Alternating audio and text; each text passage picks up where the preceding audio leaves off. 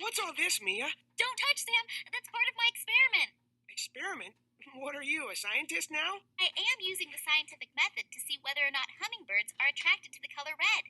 Can't you just keep track of which bird feeder they eat from the most? That is kind of what I'm doing. By going through each step of the scientific method, I can test my theory to see if it's true or false. The scientific method is the process that scientists use to investigate the world.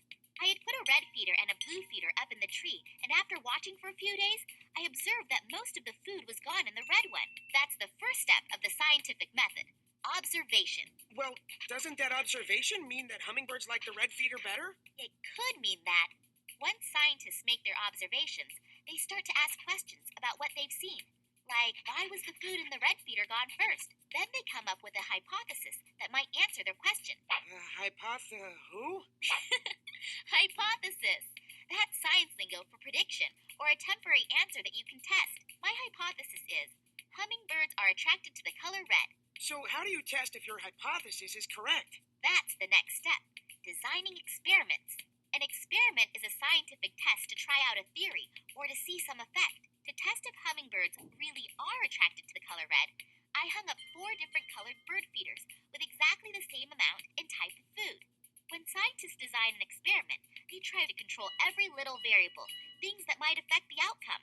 That's why you told me not to touch. You were worried I'd disturb the variables. If you don't control the variables, it's not a fair test.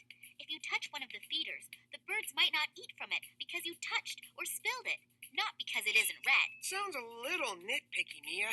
Scientists can never be too careful. It's also important to write down every step in the experiment.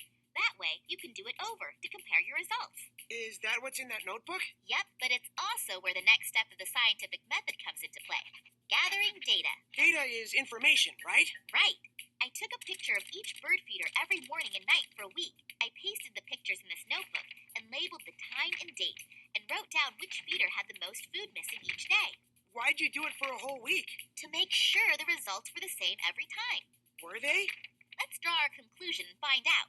Drawing a conclusion is like the aha moment. It's when you look at your data to see what it tells you.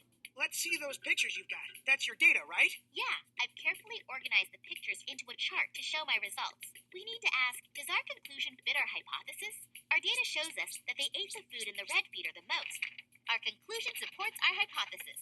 Hummingbirds are attracted to the color red. But why are they attracted to the color red? Why is the final step in the scientific method. Keep asking questions. I guess that's why scientists keep on finding out more about the world. They watch the world around them, develop hypotheses about how things work, and test their hypotheses with cool experiments. Once the experiment is done and the data is collected, scientists can draw conclusions about their hypothesis and find out if they were right or wrong. Right. Observations, hypothesis, experiment, data, conclusion. That's the scientific method behind the madness.